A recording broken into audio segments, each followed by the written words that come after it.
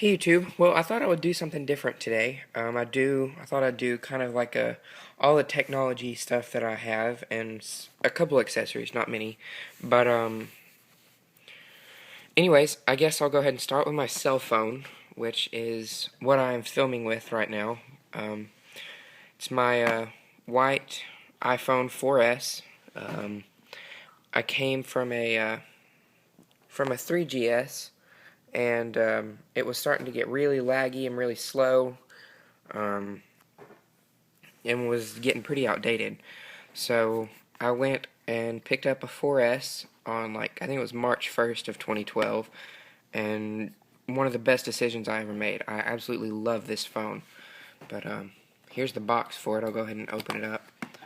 It's got like a little hard plastic tray that it comes in, and then your fingertips, which is like the owner's manual sort of, and then the earbuds, which I don't even use, and they still have the Apple plastic wrapping around them and everything, because I use my Ultimate Ear 500s, which I have here also, but I'll show you that later. Um, okay, box, come on, don't do like this. There we go. We'll set that aside. And like I said, before my 4S, I had a white 3GS, which was getting really slow and outdated and blah blah blah. Um, Before the 3GS, I had this, which is a BlackBerry Bold. I think it's a 9000. Really good phone. I still would use it if my iPhone failed. I'd probably use it over the 3GS actually. Just because one, it's something different, and two, the 3GS is just like the slowest thing in the world now. But of course, it's got the traditional BlackBerry track wheel in the middle. Nothing really fancy there. I'm going to try and turn on my light and see if that'll help light some of this up. Yeah, it does. Of course, BlackBerry track wheel, call, end, and power, back, and your keyboard and your BlackBerry button. And yes, I do have AT&T, of course, AT&T. One thing I really liked about this phone is the leather back on it. I'm pretty sure it's real leather. If it's not, it looks a lot like it and even kind of smells like it. But it has a camera. I'm not sure of what megapixel it is, but it's pretty decent. I mean, it's kind of grainy, but whatever. And one downside to this phone is the battery runs out super, super fast. I mean, like half a day if you've been using it a considerable amount and it's dead. But one thing I really miss is the flashing LED indicator showing like if you have a text message or missed call or voicemail or whatever. I really miss that. I think Apple would be wise to do something like that on a future iPhone. But that's that. And the phone I had before this was this. Pantech Ease. Really good phone. Really liked it. Really liked the texting on it because it was super easy. And of course your call and hang up and power and menu. And there's the back button down there. I don't know if you can see it that well. But there it is. Yeah, now you can see it. Then there's your locking sliding switch, which I found kind of interesting, but got used to it, and it wasn't any big deal. And then there's like push to talk and the camera, and it has a 2 megapixel camera, which is surprisingly really good. I mean, I was very impressed with the camera. Took really clear pictures, and then it's got like a navy blue polka dot design on the back, I guess. It's not really polka dot, that would be girly and I wouldn't have that, but it's a rubberized feel. And that right there is actually super glue. I had super glue on my fingers and picked up my phone, which was stupid, but I did it anyway. Next, I'll do, well, I'll do this. It's a charging case I have for my iPhone. It's the Mophie JuicePak Air Plus. I think the Plus is the more expensive one. It's the most expensive one you can get. Got it as a birthday present because the iPhone notoriously has a pretty bad battery. Um, right now I just have like a little silicone cover on it because I don't use it that much during the day. But if I do, like when I go on long trips, this is what I use.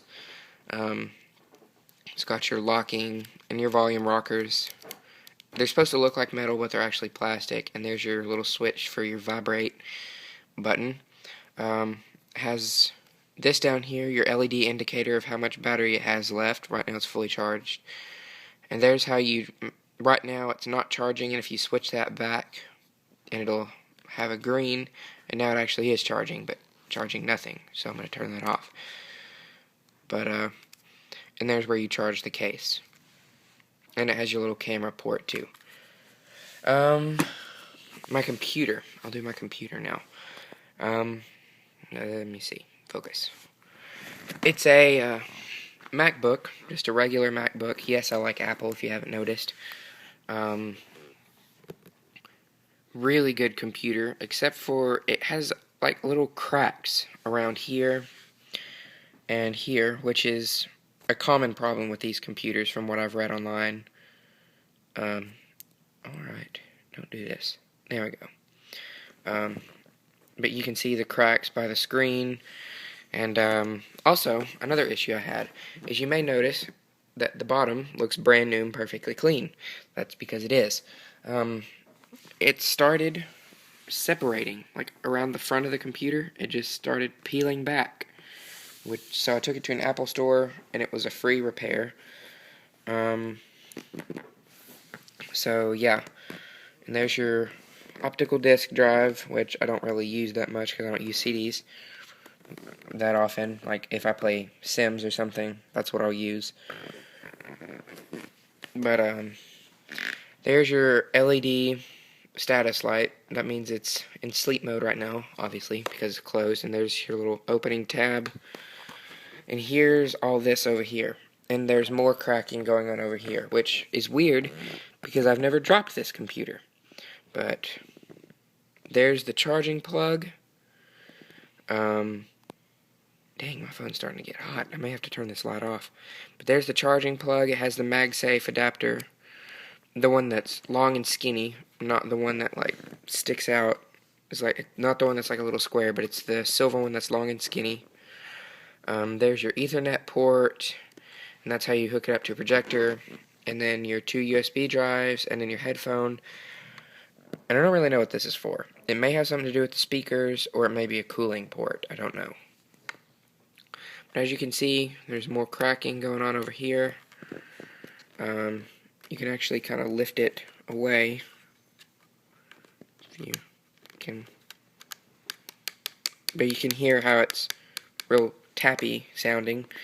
And also, inside the computer, right here, there's a crack. Hold on, let me turn the brightness off, because that would just be annoying. But you can see there's a hairline crack going right around here. I don't even know what that's from. That was Skype. But it's really annoying. But whatever. And the speakers, I believe they're actually up under the keyboard. Yeah, you can actually see YouTube up. But the keyboard, really good keyboard, real solid sounding. I mean, it's not like cheap and chintzy sounding. Of course, you have all your Apple standard buttons, volume, and your command, and all that stuff. I won't go in there, but it has the trackpad, the magic trackpad on it, which I really like. And the webcam up there. But anyway, that's enough on my computer. I'll set that down here, so I'll step on it. And here's my iPad. Now, I just got this, like, at the very... I've had it... It was a week ago yesterday, which yesterday was Friday. So I got it, like, the very, very end of July. I don't know. But, anyways, here's my iPad. I'll go ahead and open it. No, I don't always keep it in the box, but I just stuck it in here for video purposes. You can see screen's full of fingerprints. But that's to be expected with an iPad, I guess. I mean, what else are you gonna do? Not touch it, I guess. But anyway, here's the box. There's like your fingertips for your iPad. And there's where the charger was, which it's in my room, plugged up. It's the 3rd generation, or as Apple likes to call it, the new iPad.